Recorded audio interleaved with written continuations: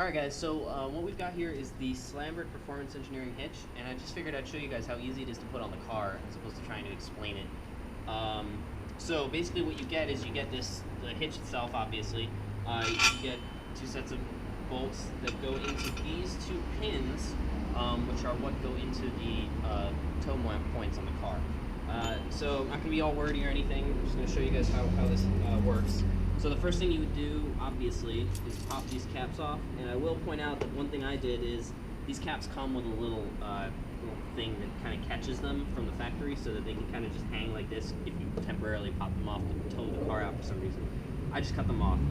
It serves no purpose in terms of actually keeping it on the car. It's just to keep it hanging so you don't lose it.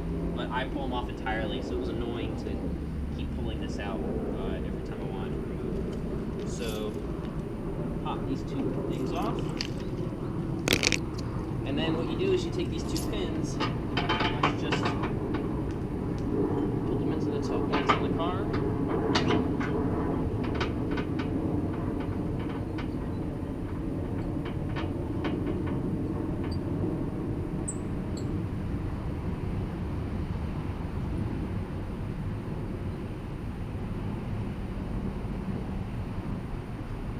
Make them hand tight, and then you pretty much just take the hitch and line up the bolts.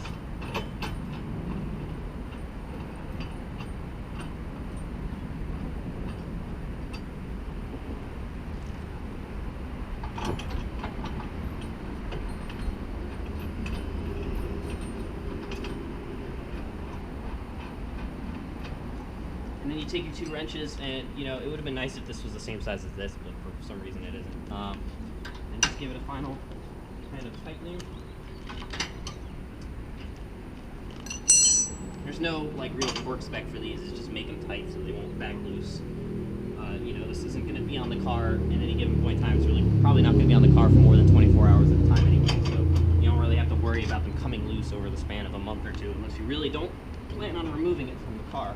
In which case, I don't know why you would get this hitch anyway, but that's it. The hitch is completely installed now, and it's good for 1,000 pounds trailer weight and basically 100 pounds of tongue weight. 100 pounds seems like it would, I wouldn't want to really probably put 100 pounds on here. Just, I don't know, I'm sure it's fine. I kept my trailer under 50, which kind of felt right when you're putting it on here. You can see it flex a tiny bit when you put the 50 pounds on. I'm fine with it. But that's it. That's how easy it is to put the trailer hitch on the car. And removing it is the same thing in reverse. One thing I will show you guys is, so when you buy the hitch, you obviously don't get this receiver or the ball mount. So I bought one of these, and one thing that drove me nuts right off the bat was that there's play in this between here and the receiver. And that pretty much is true for any hitch anywhere. So to eliminate that, what I ended up doing was two things. First of all, I replaced the pin that you usually use here with just a nut and bolt, so that wouldn't wobble around. But the other thing I did, the main thing I did, is I bought this silencer off Amazon for I forget what it was. It wasn't a lot.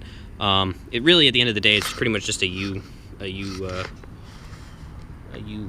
joint thing, whatever you call this, a U-bolt, and basically just a thick piece of metal. And when you tighten this down, obviously this is going to pull down on here, which is going to pull down on the ball mount and pull it against the receiver. So there is I can pull this as hard as I want. There's no play in this at all, which means you don't get the sound going through here and into the chassis of the car and making really loud thunking noises while you're driving down the road, which is great because now when I pull the trailer, it's pretty much silent behind the car. So this is something that I would recommend to anyone, not just for this hitch, but in general. This is a great piece of equipment here. This makes a huge difference when you're towing a trailer. It just makes it so much more bearable because you pretty much don't hear the trailer making noise behind you. So that's highly recommended.